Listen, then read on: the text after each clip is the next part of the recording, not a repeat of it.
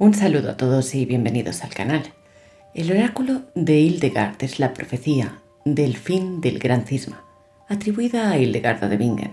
escrita entre 1378 y 1414, que alguien recopiló y escribió años después de su muerte. El texto se titula en los manuscritos como Oraculum Sanctae Hildegarde Sibylle, Renensis de Futuris Temporibus Ecclesiae. Los acontecimientos históricos incluyen la plaga de 1348, el estallido de la Guerra de los 100 años entre Francia e Inglaterra y la supuesta muerte por envenenamiento del emperador. Se mencionan a Enrique VII y el estallido del cisma de la Iglesia. La tradición manuscrita comienza alrededor de 1414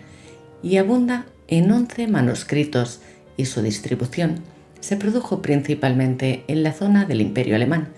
en relación con los concilios de Constanza y Basilea. Oráculo de Hildegard. Aunque a los hombres no les haya sido concedido conocer los tiempos y los momentos que el Padre ha fijado en virtud de su poder, no obstante, desde que el mundo es mundo, nunca el género humano ha permanecido en una total ignorancia a la hora de conocer la disposición de su decisión inescrutable, ya que aquel cuyos juicios son un inmenso abismo y cuyos caminos son incognoscibles, manifestó al mundo sus secretos ocultos siguiendo el transcurso sucesivo de los tiempos futuros, a través de los que había predeterminado que, según la naturaleza de sus méritos, fueran más o menos conocedores y confidentes de su divina organización. Y el que antaño dio a quienes le temían una señal para recogerse ante el arco, hablando a sus santos mediante una visión en estos últimos tiempos, para que la calamidad uniforme que habrá de destruir todo el mundo no arrastre a la par al pío con el impío y al justo con el injusto, se dignó también por medio del sexo frágil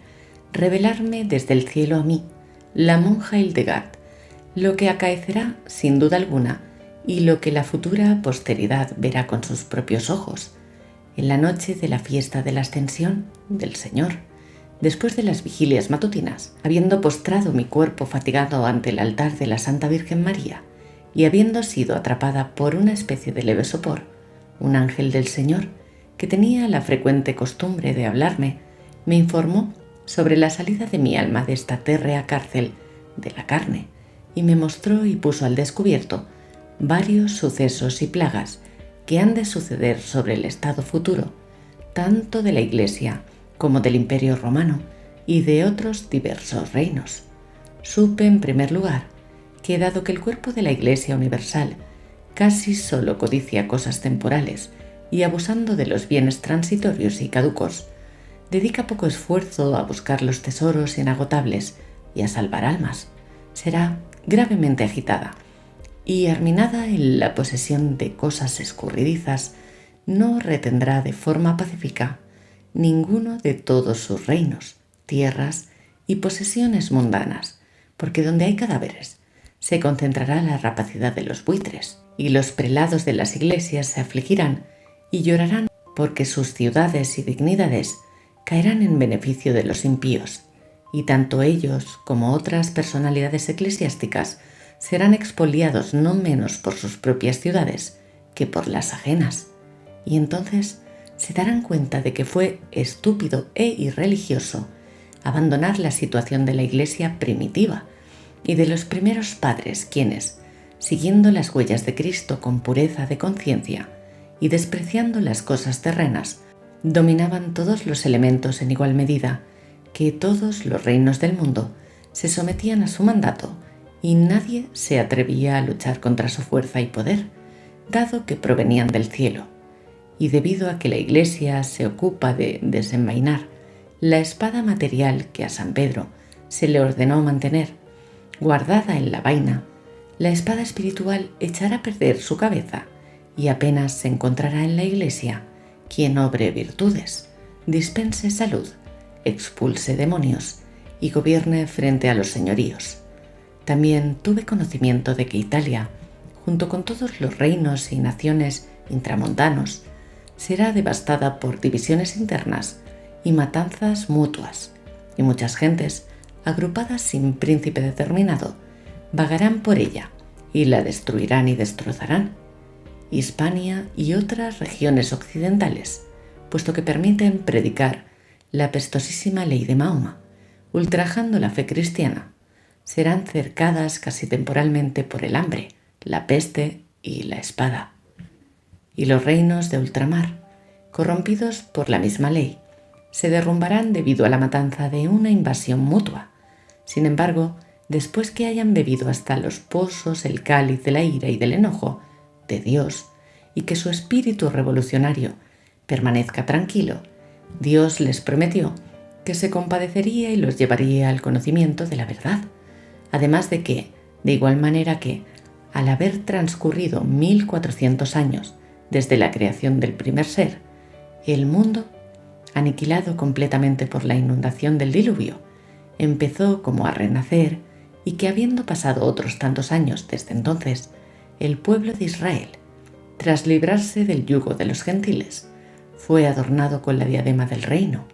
y que, una vez cerrado el círculo de otros tantos años, resplandeció en el mundo la luz de la verdad evangélica. Así también, cuando se haya consumado el mismo número de años después de la encarnación de Cristo, las tinieblas de diversos errores que por mucho tiempo cegaron al mundo empezarán a despejarse y destruirse, pero antes de que se cumplan esos años, durante unos 50 años, serán tan abundantes las horribles calamidades, las muertes pestilentes y las enfermedades purulentas que apenas una tercera parte de los hombres quedará con vida. Y mientras estallan estas plagas pestíferas, se desatarán tempestades de guerra por todos lados, pues los anglos, sostenidos por la ayuda de los alemanes, invaden las fronteras de los francos, asesinan a algunos reyes, capturan a otros y matan a innumerables poderosos. Poco antes de ese tiempo, los romanos, la abundante multitud de su ejército ilustre, se prepararán poderosamente para acudir en auxilio de Tierra Santa, aunque no conseguirán nada, porque el emperador no caerá bajo la espada enemiga, sino que será envenenado por los suyos de forma traicionera. Y desde entonces, hasta que se cumplan los años mencionados, muchos males se multiplicarán en la tierra, pues muchos tiranos se esfuerzan por ocupar a la fuerza diversos reinos y dominios, y casi todos los reinos cristianos sufrirán la confusión, pues no solo los dominarán hombres pestíferos, sino que también las mujeres, contra la disposición de la ley natural, intentarán reinar y estar al frente de reinos y tierras, y ningún poder tendrá libre posesión de su derecho. Mientras se propagan estos males, el Colegio de Cardenales, dividido, pondrá a 2 al frente del gobierno de la Iglesia Mundial, y este cisma durará hasta los años mencionados. Cuando empiecen a cumplirse esos años, entonces llegará el tiempo de compadecerse de ella, y puesto que Dios tocará los corazones de los prelados y de los príncipes temporales, todos ellos tratarán entonces de la reforma tanto de la Iglesia como del Imperio Romano, pero no conseguirán de hecho casi nada, pues todavía faltan un tiempo y 2 tiempos y la mitad de un tiempo, esto es, 3 años y 6 meses, después de los cuales se consumará plenamente la iniquidad de los amorreos. Y en estos años primero los príncipes mundanos elevarán como rey de los romanos a uno, gracias al cual llegará la salvación de Israel, cuyo reino será consolidado y robustecido por Dios. Y puesto que entonces, por voluntad divina, los corazones de cada uno se inclinarán hacia la unidad, una estrella ardiente aparecerá por el norte, que anuncia e indica la paz que ha de ser restablecida en la tierra desde el cielo. Después de la radiante aparición de esa estrella, los tiranos que afligían con maldad al pueblo sometido a ellos serán encarcelados y cumplirán justamente las penas que mereció su tiranía. Y en su lugar serán puestos otros que aman la justicia. También entonces se descubrirá la vileza y la maldad de aquellas mujeres que, contra el decoro de la naturaleza, se inmiscuyeron en el gobierno de reinos y tierras, en particular la bestia salida del mar, que con frecuencia usurpó el cetro de los 3 reinos del Aquilón, será turbada, devueltos los reinos a sus verdaderos reyes, las autoridades temporales, animándose de este modo a la paz, y los prelados de las iglesias serán obligados, quieran o no, a trabajar en favor de la unidad. Y el águila de grandes alas volverá a entrar en Italia volando a través de los Alpes, ante cuya fuerza los que se conozcan culpables huirán, y gracias al trabajo común de todos en favor de la paz, se restablecerá la unidad de la Iglesia, que también entonces será conducida de nuevo a las primitivas normas, y desde entonces una gran parte de los tártaros y de los otros paganos acudirán libremente al santo bautismo, gracias a la ayuda de aquel que es bendito por los siglos de los siglos.